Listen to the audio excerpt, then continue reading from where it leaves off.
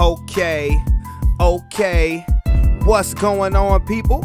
It's your boy Brandon Brevon Towns, host of that show called Sports Plus Life. Yeah, we got some things we got to discuss today. You know what time it is, so turn it off, turn it all the way off, huh? What's going on, people? Again, allow me to reintroduce myself. My name is Brandon Brevon Towns. This is the show called Sports Plus Life, where we discuss them their sports topics as well as life, whatever needs to be discussed, whatever is deemed necessary. If this is your first time listening, definitely hit that subscribe button and become part of the Sports Plus Life family. Any questions, comments, or concerns, don't hesitate to leave it underneath that comment box as well. And how is everybody doing today? It was a beautiful spring day. It's a little later in the evening. I was just out running around, just spending some time, with the kids, spending some time with the family, just chilling, because I got to work tomorrow and Sunday. Boo. But it is what it is.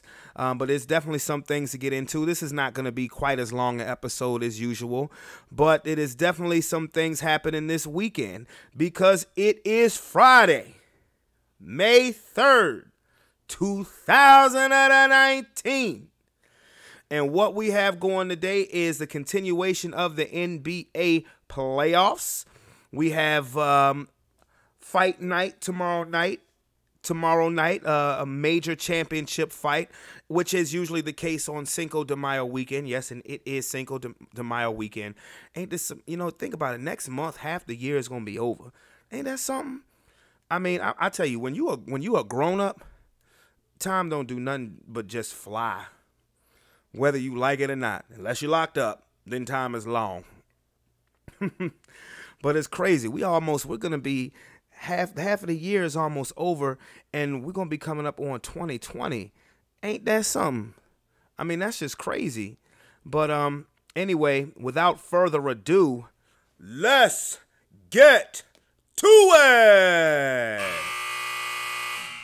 All right, I'm going to start off today's topic of discussion with the NBA playoffs. We are now full-fledged in the second round. Every series has played at least 2 games. In the case of the Raptors and the 76ers, they've played 3. Game 3 from Milwaukee and Boston is about to begin. That series is tied at 1 apiece. After game 1 of the Celtics and the Bucks, oh my goodness, the Celtics beat them by, I think, about 20, 21 points, and everybody just came for Milwaukee. I mean, the disrespect was so real.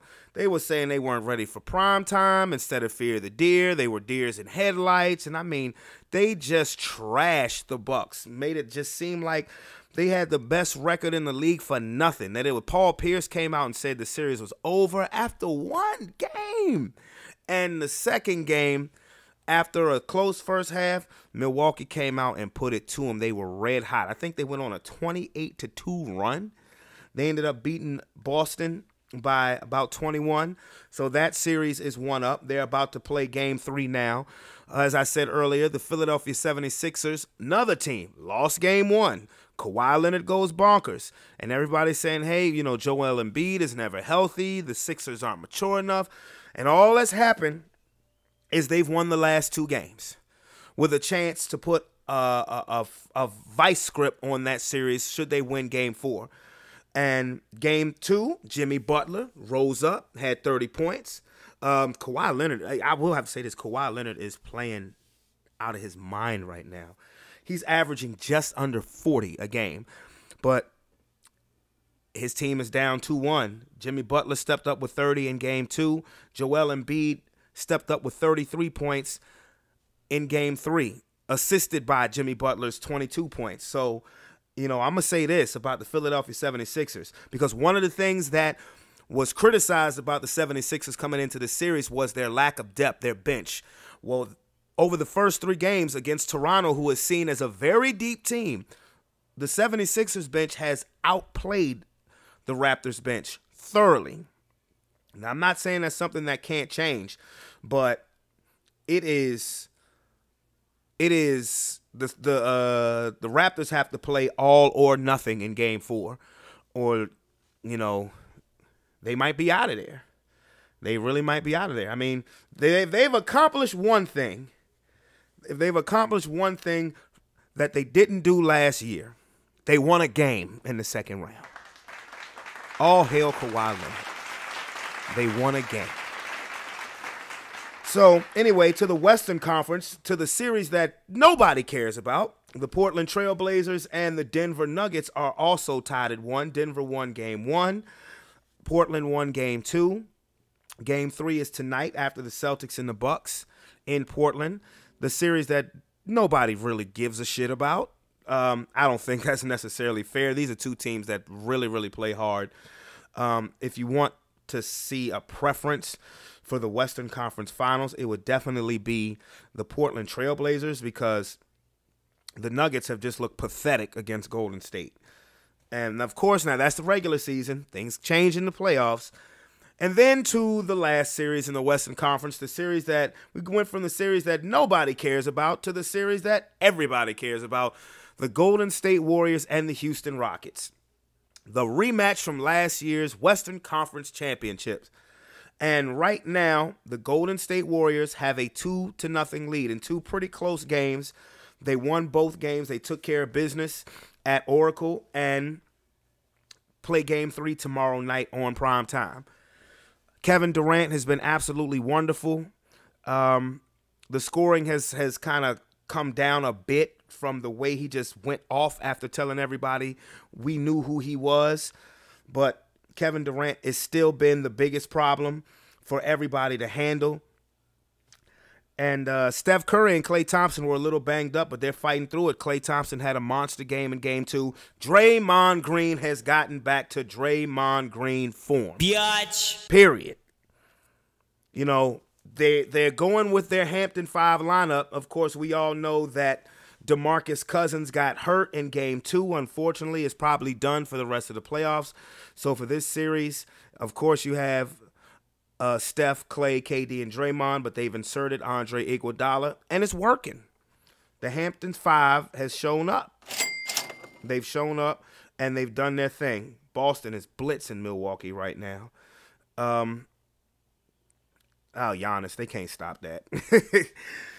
But anyway, yeah, so Golden State is doing their thing. Now, on to the Houston Rockets. On to the Houston Rockets. Let me tell you about the Houston Rockets and their bitch-made shit. The Houston Rockets, after Game 1, were just crying about the officials. Oh, I was fouled. James Harden, I was fouled so much. Oh, I was fouled. Oh, they're not calling it. Man, I have never seen a more pathetic act of just pretty much just being a sore loser, for lack of a better term, than what the Houston Rockets displayed after Game 1 of this. And man, I was wishing that the Warriors beat their ass by 50 in Game 2. Biatch. They complaining about foul calls. And, you know, the Houston Rockets, their general manager, Daryl Morey, is he's a real analytics guy. Let me tell you something, and I'm pretty sure I've said this before. I hate analytics in sports. I don't think analytics belongs in sports, and I'm going to tell you why. Because analytics doesn't have a pulse. Analytics can't tell you how bad one team may want it more than another, or how bad both teams might want it. I don't want to hear shit about no damn analytics. And then to make things worse, the Houston Rockets did an audit of Game 7 of last year's Western Conference Finals. Who does that?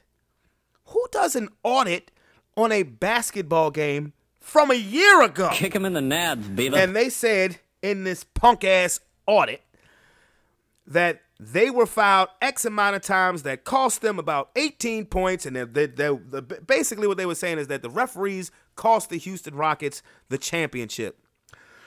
Okay, so you're saying that all of these fouls would have equated up to X amount of points. So what you're not analyzing is you don't know how Golden State would have reacted had those points been given to the Rockets. You just assume that the score would have been the same, just plus 18 for Houston. Did analytics tell the Houston Rockets to miss 27 straight threes in Game 7? Did analytics tell them to do that? Or how about did analytics tell the Houston Rockets that Golden State is just better than them? Period. They're just better than them. And they want to sit there and cry about it like fucking babies. When you worried about, well, the numbers say that this, shut up, you fucking dork. Talking about analytics. I mean, I'm telling you, I really don't like the Houston Rockets. I mean, honestly, it was really just a James Harden thing because I'm not a fan of James Harden. He's been one of the most, he's been crying like a baby the most.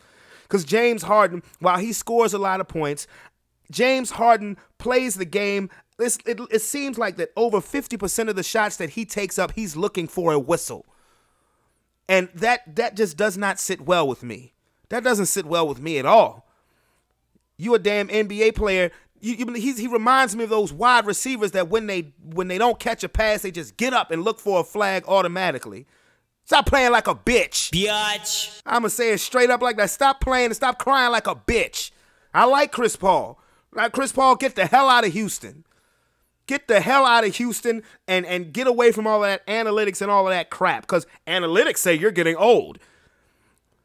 But analytics can't tell how much you want it, how much you want a championship so badly. Numbers can't show that.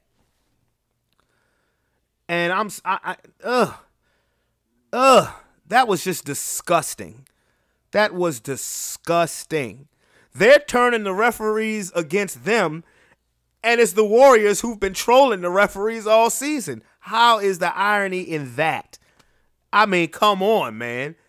You want to use every advantage that you have, sitting there bitching about the referees. That ain't very smart. That's not very analytical, you jackasses. Oh, that stuff make me mad.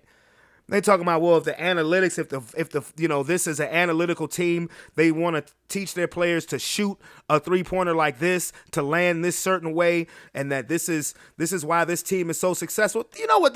Damn all the analytics with the Houston Rockets. You know what this version of the Houston Rockets is? The Phoenix Suns from 2004 to 2007. That's what this team is. Coached by the same person who coached the Phoenix Suns at that time period, Mike D'Antoni. That's what the Houston Rockets are. They are the Phoenix Suns from 12, 14 years ago. Shooting a bunch of threes, running up and down the court. Now you just got a general manager who's willing to go out on TV and cry about it and try to make it look like he's the smartest man in the room. Man, fuck off. Go beat off looking at a picture of numerology while you got a protractor in your hand. You goddamn geek. Ugh. And I hope you get swept. Bastards.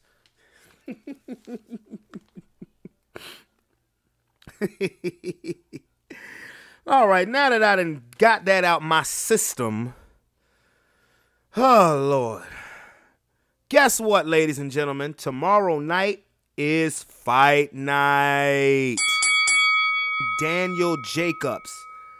While Canelo Alvarez has 2 belts, Daniel Jacobs has 1.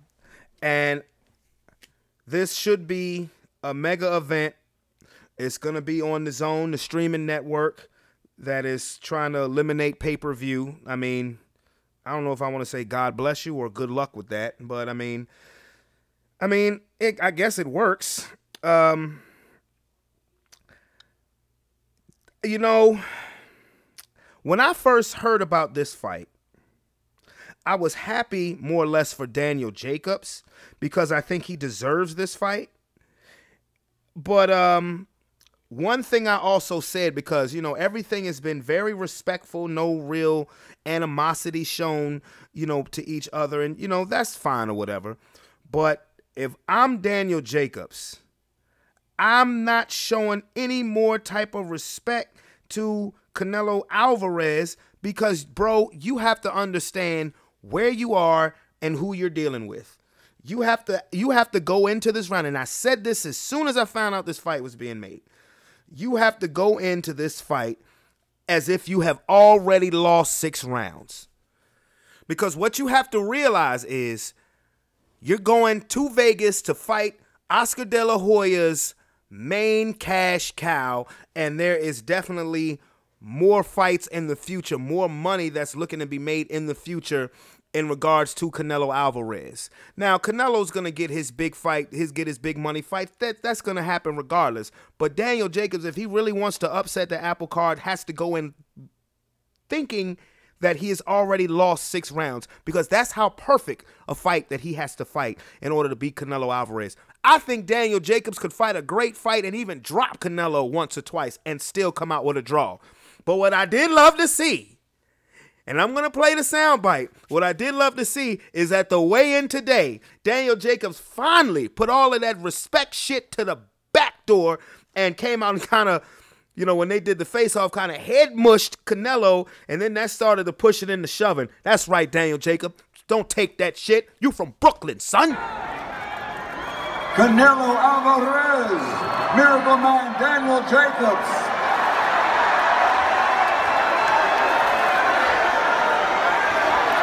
It all goes down tomorrow night here at T-Mobile Arena.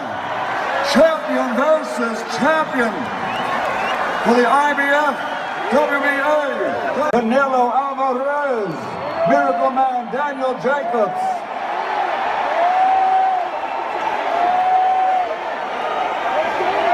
It all goes down tomorrow night here at T-Mobile Arena. Champion versus champion for the IBF, WBA, WBC, middleweight championship of the world. I'm mad that the shit just skipped and repeated itself like that, but I mean, you know, it is what it is. But needless to say, I love seeing that type of animosity, particularly from Daniel Jacobs, because he has to understand that with Gennady Golovkin signing with the streaming network DAZN, chances are this is the fight that they're looking for 4 months from now in September, is a third fight between Triple G and Canelo. And he also has to understand, now he did point this out at the beginning of their press tour, of how judges tend to favor Canelo and that he's gotten some questionable decisions. I couldn't agree more. Me personally, thinks that he lost both fights to Triple G and instead came away with a draw and a split decision victory. And it's funny because I used to see Oscar De La Hoya get that same type of treatment all the time. And it's like, you get sick of it, kind of, because Canelo didn't beat Triple G either of them damn fights. Now, what he did do is he stood toe-to-toe with Triple G in that second fight. After Triple G came out and said he ran the whole first fight, he did stand face-to-face with Golovkin and conveniently in a couple of late rounds was getting tagged religiously, almost to the point where it looked like he was going to go down. It was a great fight. I ain't going to front. But Triple G won both of those fights. So Daniel Jacobs, who also has fought Triple G, fought a very good fight, did get dropped in, I want to say, the 3rd or 4th round, but got up to fight very courageously, and it was a great fight. It was really the first time that, you know, the public, particularly the American public, had seen Triple G really push to the limits, and that was by Daniel Jacobs. Daniel Jacobs has all of the requisite tools to beat Canelo Alvarez. He's taller. He's faster. He's a power puncher. One thing, maybe stamina could possibly be an issue. I would definitely protect my body if I was Jacobs, because Canelo is a heavy, heavy, heavy body puncher. He will invest, and those body shots, they definitely come into play in the later rounds.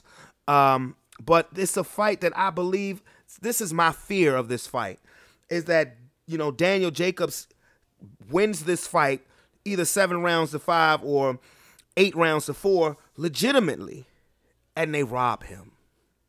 That's almost my prediction. That's almost my prediction, is that Daniel Jacobs, to the eye test, you know, to the viewing public's eye test, that Daniel Jacobs will actually do enough to win this fight, win a close, great fight, but will get hosed at the end because of the name that he's fighting. And that, to me, would honestly suck. I mean, really, that to me would honestly suck. I mean, like I said, maybe Daniel Jacobs should go in there with the notion of that he has to knock him the fuck out. You got knocked the fuck out. I mean, honestly. honestly think that that might be the only way that he might get a fair shake. He has to go in there and take care of his business with his fists, and I wouldn't leave it up to the judges. I wouldn't want to leave it up to the judges. Because, like I said, my fear is that even worse fear of mine is that he goes in there and dominates the fight and still gets robbed, Because one thing about boxing, man, as much as I love the sweet science, boxing definitely has an agenda. But it should definitely be a good fight. It should be a great fight. It should be a great night. And I'll definitely be paying attention to see the results of that fight, because I'm not gonna lie. I'm rooting for Jacobs. I really am. Because not just to mention his backstory from beating cancer, I just honestly think that he's the better fighter. And it's great in boxing to see somebody kind of upset the apple cart. Wonder what the analytics would look like for that one. Fucking ugh. But anyway, so like I said, this was going to be a short episode. This was going to be a shorter episode than normal. But those were the two main topics. Again, like I said, Boston and Milwaukee are playing right now. I believe they are in the second quarter. They're not showing the score yet, but I know they were pretty much going back and forth after the initial Celtics blitz. The score right now is 30-25 Boston. It is the beginning of the second quarter. So I hope everybody has a wonderful and safe weekend. And with that being said, weta buzzer, weta buzzer, weta buzzer. As far as life topics go, I will just say definitely find happiness, find peace. If you're around a circle of people that always leaves you emotionally and physically drained, then it's time to change your circle. And definitely find faith, find spirituality, find the Heavenly Father. That's a mission, a quest that I'm definitely on, as far as making myself a better person all the way around, going full circle. And, some days are more frustrating than others, but you have to take it one day at a time. Let God fight the battles for you, and whatever it is that comes about from that mindset, or not even mindset, from whatever comes about letting God fight your battles, just know He's doing what's best for you. Honestly, He's doing what's best for you. Don't feed in or fall into negative energy. I believe I talked about this a few episodes back when I was talking about people who actually change, when people actually know the definition of change. And, if you always find yourself around stress and struggle, look around you, and maybe it's something that you need to do different, because, some people thrive in that. Some people can't live without it. And I'm not one of those individuals, but I've also found myself in a lot of stressful situations, always, the majority of my life, and that's something that's definitely going to change. I posted something on Facebook. By the way, you guys can follow me on Facebook, Brevon Towns, and I'm sorry, not Brevon Towns, Brevon Sing-A-Lot. That is Brevon, Singalot. Brevon Towns is the YouTube name. But I posted on Facebook earlier this week, I'm trying to live my best life, not my stress life. And I don't really honestly know what the reaction was, because, I don't make posts on Facebook to go back and religiously check to see how many likes that I've gotten and stuff like that. To me, that's just looking for approval from people that honestly don't even matter. That's not even really in your circle. I mean, if you're a funny person, you're a funny person. If you're a beautiful person, you're a beautiful person. If anything, you would look, if somebody's out there, taking selfie after selfie, trying to see how many likes they get, the people who are closest to you should tell you that you're beautiful every day. That's one thing that kills me about people in social media. People who are just addicted or just to social media, to Facebook and IG and Snapchat. And now I do look at Twitter for more or less news purposes, but people who are Facebook junkies, Twitter, Snapchat junkies. who are pretty much just looking for approval. I mean, I'm not judging. It's just, to me, it just comes across as that there's maybe some kind of certain insecurity, or maybe you used to be that guy, or maybe you used to be that girl, and you're still trying to keep yourself on that elevated playing field. I mean, to me, social media is an expansion of high school, because I mean, that's one reason why I stopped looking on Facebook as much is because so many people have their drama. I have my own stuff in my own life. I'm not trying to be mean, not trying to be funny, not trying to be fucked up or anything like that. But I have my own trials and tribulation in my own life. I'm not trying to be burdened with everybody else's stuff, until I get my stuff together. And even then, I'm not going to want to be burdened with everybody else's stuff, because some people only know how to live in burden. Some people only know how to live in drama. Some people aren't happy unless they're fighting a battle. And if you want to fight a battle all the time, join the fucking military. You know what I mean? I mean, honestly, because for everyday life, it shouldn't always be something. And that's, and that's something that I've found myself around a lot, and it's something that needs to change, because it keeps me from being the best person that I can be, because I'm always worried about something else. I'm trying to be a better person for me and my family. But one thing that I will definitely have to keep at a distance is a lot of family.